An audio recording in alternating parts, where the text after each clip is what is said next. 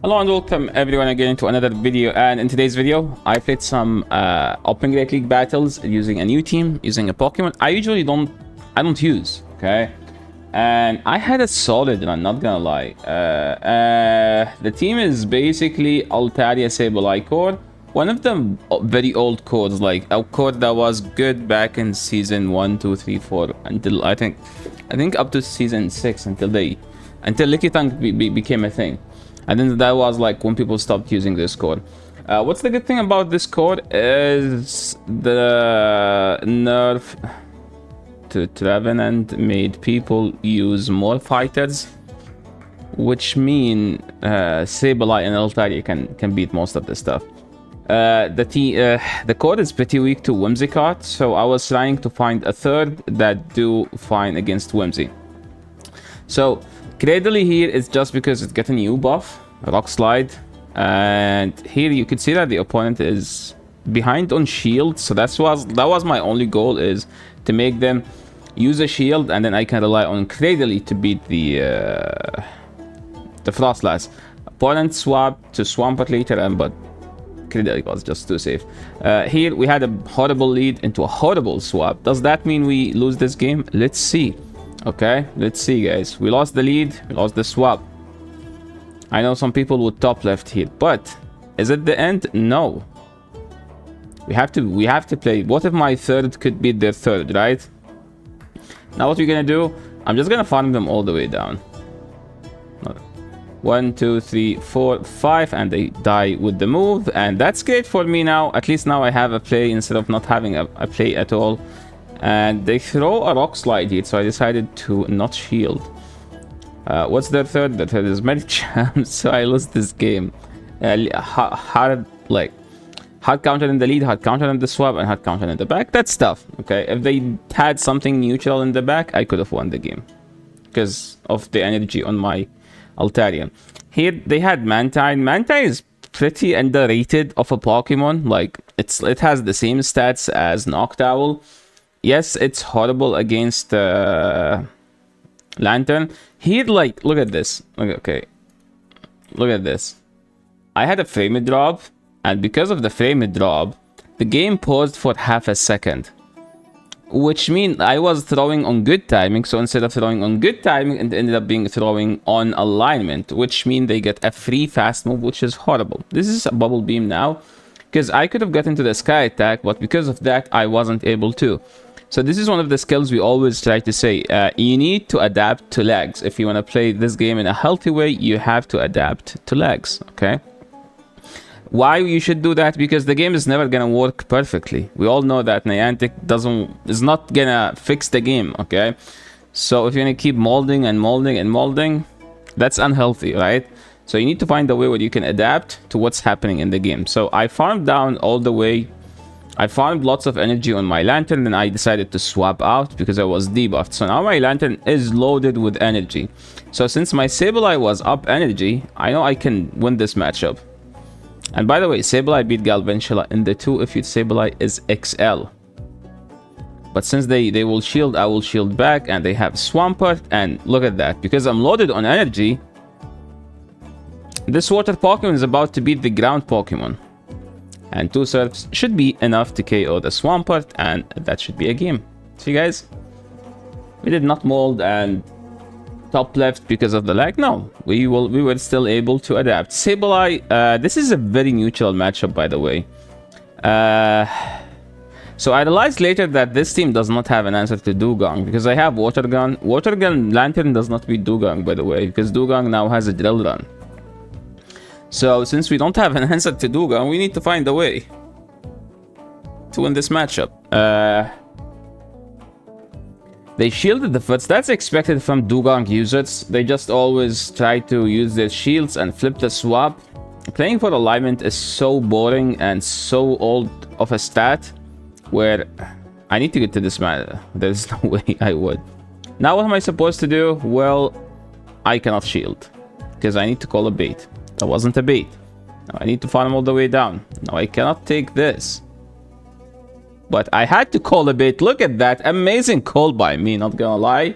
See, guys, sometimes you just call it. Why? Because you can't shield.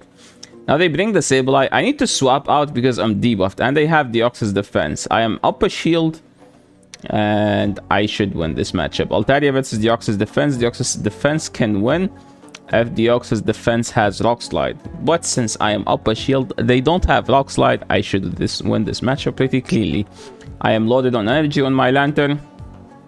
And see guys, calling the bait there actually won me the game. If I didn't call the bait and shielded, I would have lost the game. They threw the return, which is the correct play, but I think that means my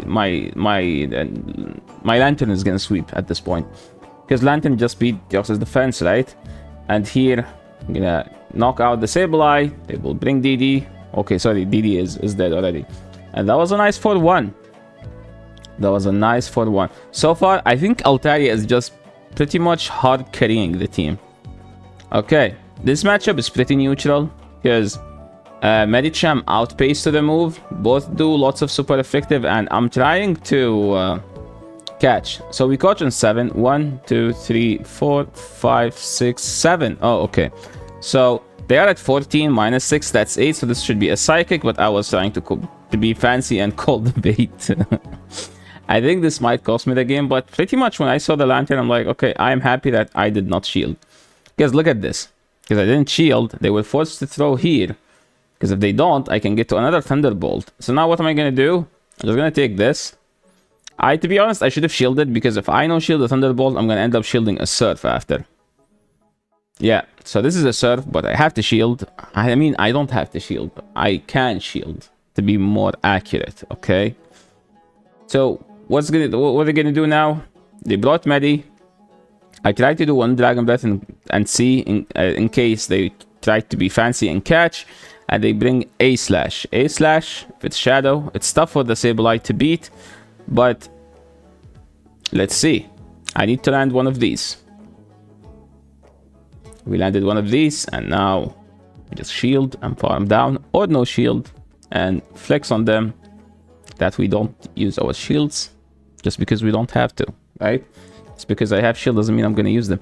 Pelipper, amazing lead for the Altaria. Remember, Pelipper has a Blizzard, okay? No one ran that, but the moment you no shield, they will have that. I remember I was watching someone in the VC once, and they led into Pelipper. I was like, okay, finally a good lead, and then the Blizzard hit their Altaria with... The Pelipper hit their Altaria with a Blizzard. They swap into Stunfisk. Look at that, okay? I'm throwing in good timing. That's nice. As Leafy say, if you guys are watching my Twitch stream at twitch.tv/YasserElite, Yasser got his touch back. I no longer throw on bad timing if I am one turn against 2 turns. Because I was just too rusty, because I used to play like 2-3 last season. I literally played 2 or 3 sets every 2 weeks.